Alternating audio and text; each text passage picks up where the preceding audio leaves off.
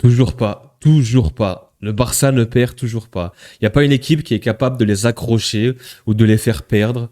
T'as l'impression qu'ils sont invincibles. C'est une équipe qui est invincible en fait. C'est fou. Depuis 2025, ils n'ont pas perdu un match. Et ça continue, ça continue. Eric Rona, j'ai eu un petit espoir à l'égalisation. Ça aura duré 5-10 minutes. Derrière, voilà, il remène au score. C'est fou. Cette équipe, en fait, t'as l'impression que le Barça, tu peux les mettre à 10 contre 11, à 9 contre 11 en infériorité numérique. Tu peux leur enlever les crampons. Tu peux leur bander les yeux. Et même comme ça, ils perdront pas. Ils trouveront le moyen d'aller chercher et gagner cette victoire. Et gagner un match. C'est fou. Vraiment, c'est fou. Sur le match en lui-même, comme d'habitude, le Barça, 95% du temps à la possession, assiège son adversaire et dans le camp de l'adversaire, etc. C'est ce qui s'est passé en première mi-temps. Même si ils ont dû attendre la 42e, je crois, juste avant la mi-temps pour ouvrir le score, avec beaucoup de réussite sur ce coup franc de Yamal. On n'était pas sur le même coup franc hier avec Mbappé, hein. Mais voilà, un coup franc pas très bien tiré, beaucoup de réussite, c'est contré, ça rentre. Voilà, de toute façon, la réussite, ça va avec les grandes équipes. Par moment, le Real a de la réussite, par moment, le Barça a de la réussite, ça fait partie du jeu. Il y a eu un petit fait de jeu, encore une fois. Polémique, polémique. Il faut parler arbitrage comme tous les débriefs et comme tous les matchs du Real et du Barça cette saison, j'ai l'impression. La VAR est encore à l'ouest. L'interprétation de l'arbitre qui va revoir cette faute sur Fermin à l'entrée de la surface. Apparemment, il n'y a pas faute. Pour moi, il y a faute. Pour moi, il n'y a pas penalty. La faute est en dehors de la surface, mais au moins, il y a faute. Pour moi, il y a faute, il y a coup franc pour le Barça. Et là, contre toute attente, coup franc pour Girona. Pourquoi pas, hein, je ne sais pas, les arbitres, quelles sont leurs formations en Liga, qu'est-ce qu'ils mangent, qu'est-ce qu'ils fument, qu'est-ce qu'ils boivent, mais à mon avis, il va falloir refaire des contrôles très, très resserrés, très... Ah ouais, non, faut vraiment contrôler les arbitres, qu'est-ce qu'ils prennent, hein, parce que là, ça commence à faire beaucoup, hein, cette saison, vraiment. Bref, pour moi, comme j'ai dit, il y a faute, il n'y a pas penalty, mais en aucun cas, il y a faute pour Giron. En aucun cas, il joue pas le ballon, il y a un contact, Fermin tombe, il tombe pas tout seul.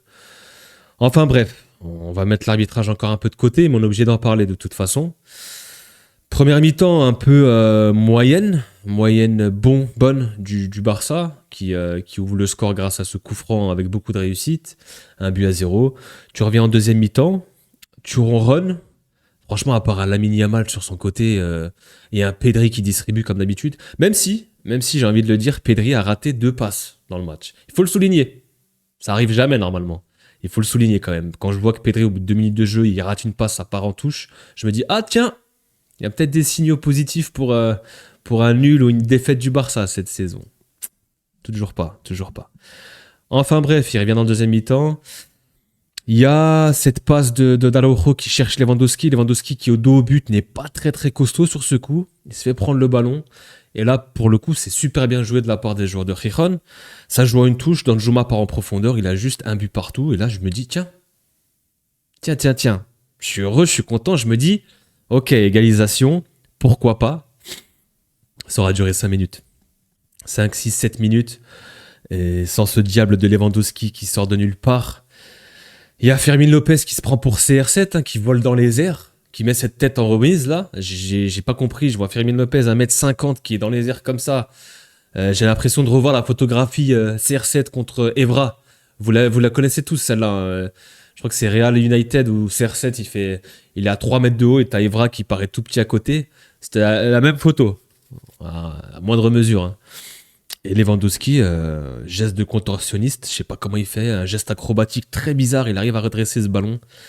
Voilà, ça fait 2-1, et puis derrière, le Barça pousse. Franchement, les gars, avec un très très grand Lamine Yamal, encore une fois, hein, Lamine qui n'est pas décisif ce soir, il me semble, qui fait pas de passe D, qui marque pas, mais l'influence qu'il a dans le jeu, ce gamin de 17 ans, déjà, ça fait 3 ans, il a 17 ans, faut arrêter, faut m'expliquer, faut qu'il soit majeur au bout d'un moment, qu'il soit responsable de ses actes, de ce qu'il fait sur le terrain, le gamin.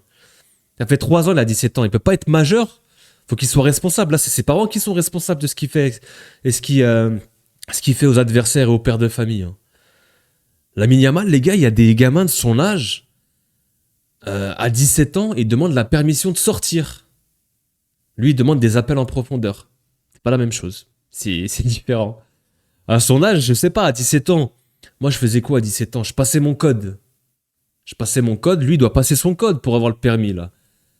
Mais en fait, c'est lui qui pilote le Barça. Il n'a pas de permis, mais c'est lui qui pilote le Barça. Voilà. Même si, encore une fois, j'ai dit, il n'est pas décisif, mais l'influence qu'il a dans le jeu, ça part de lui, les déviations à une touche, les crochets, il dribble 3-4 mecs, encore une fois, il fait des passes, la passe pour Lewandowski en première mi-temps, qui conclut pas, la petite talonnade pour Koundé, qui conclut pas, il doit finir encore avec des passes D. Il y a beaucoup de ses coéquipiers qui lui bousillent ses stats. Il doit avoir plus de passes D, vraiment, ça lui bousille ses stats. Et Lamine Yamal, encore une fois, moi, je le trouve exceptionnel, ce gamin, vraiment, il est tellement facile, tellement beau à voir jouer, franchement, c'est vraiment un crack, hein, c'est une pépite. Et en ce moment, il enchaîne en plus, il enchaîne les matchs, il sort pas, il est pas remplacé, il est pas. Franchement, il enchaîne. Voilà, donc bravo à lui, bravo. Franchement, il fait plaisir. Moi, j'aime beaucoup Lamine Yamal, malgré qu'il joue au Barça, malgré que ce soit qu'il joue dans le club ennemi. Moi, j'aime beaucoup ce joueur. Ensuite, forcément que on peut pas avoir un succès du Barça sans avoir un but de Ferran Torres. Très beau but, honnêtement, très beau but. Enchaînement, crochet, contrôle du pied droit, frappe du pied gauche. Ça finit sur le côté du gardien, imparable. Ferran Torres qui soigne ses statistiques. Franchement, les gars, Ferran Torres, c'est terminé. Hein. C'est plus un tocard, hein, comme il dirait Stan. Hein. C'est terminé. Hein. Il a quitté l'université. Il n'est pas prêt de revenir. Hein. Là, il veut plus retourner à l'école, hein, du tocarisme. Hein. C'est terminé. On reprend les références de Stan parce que voilà, c'est la base et ça nous fait bien rire, mais il a tellement raison. À l'époque, on se foutait de lui et beaucoup de critiques sur lui. Aujourd'hui, c'est un joueur qui stat, qui sort du banc, qui est décisif, vraiment, vraiment. Et ça fait du bien au Barça cette saison. Et ça permet de te creuser l'écart et d'aller chercher cette victoire et de rester en tête de la Liga. Et c'est vrai que Levan, il y va de son doublé. J'avais oublié la doublette pour le Pichichi parce qu'il a senti Mbappé arriver dans sa nuque, le souffle. Il s'est dit, je peux pas le laisser revenir. Il y va de son doublé. Et d'ailleurs, ce but, Frenkie de Jong, franchement, les gars, l'enchaînement, contrôle, projection vers l'avant, je percute, je fixe, je donne au dernier moment. Franchement, c'est grande classe. Hein. C'est de Jong 2019 Ajax. Hein. Et Lewandowski, on a beau dire ce qu'on veut, on a beau le critiquer, il n'est pas parfait. À 36 ans, il te fait un geste acrobatique et puis il te met ce deuxième but où il n'a pas besoin de regarder la cage. Il n'a pas besoin, il la connaît par cœur. Ça fait 36 ans qu'il met des buts.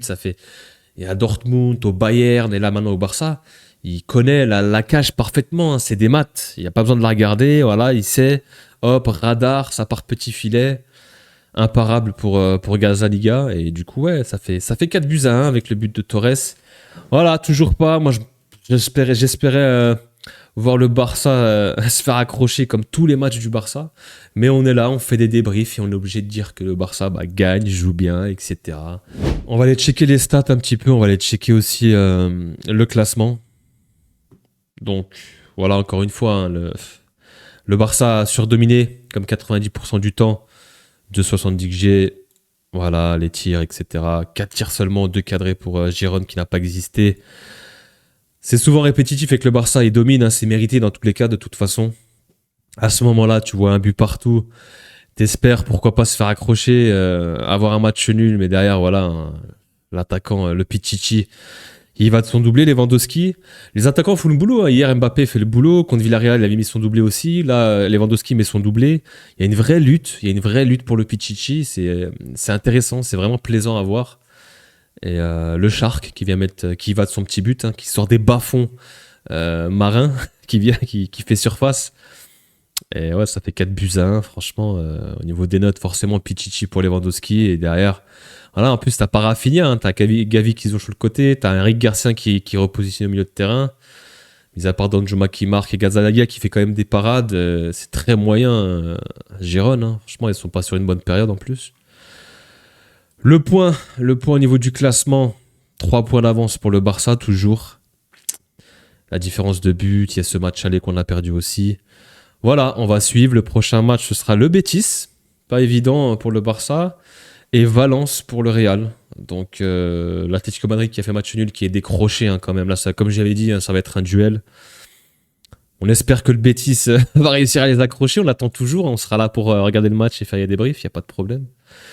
Mais ouais, il y a une belle lutte qui s'annonce palpitante jusqu'au bout. On espère qu'au moins au Classico, ce ne sera pas plié, qu'il y aura encore un enjeu et pourquoi pas aller chercher à passer devant le Barça ou à revenir à hauteur au moins au minimum. Donc voilà, toujours pas d'accrochage, toujours pas de défaite ou de match nul du Barça. Bravo à eux, c'est mérité encore dans l'ensemble. On a vu les stats, même dans le jeu, un Lewandowski buteur, doublé, un Pedri encore en soliste, en chef d'orchestre qui manie son équipe à la perfection, un Yamal qui continue de s'amuser sur son côté droit. Et voilà, les prochains matchs, ce sera cette semaine Coupe du Roi pour le Real mardi, il me semble, pour le Barça mercredi. Peut-être un classico en finale, on verra, j'espère. Ce serait intéressant. Et à côté de ça, voilà, il y aura la Ligue des Champions. Restez branchés, les gars, pour la Ligue des Champions. Il y aura une vidéo avant-match. Et voilà, je vous réserve aussi une petite surprise pour le match retour. Il n'y a rien encore, il y a rien qui est sûr encore, mais restez branchés. Sur ce, passez un bon dimanche soir. On se revoit très très vite. Et prenez soin de vous, les amis. Peace.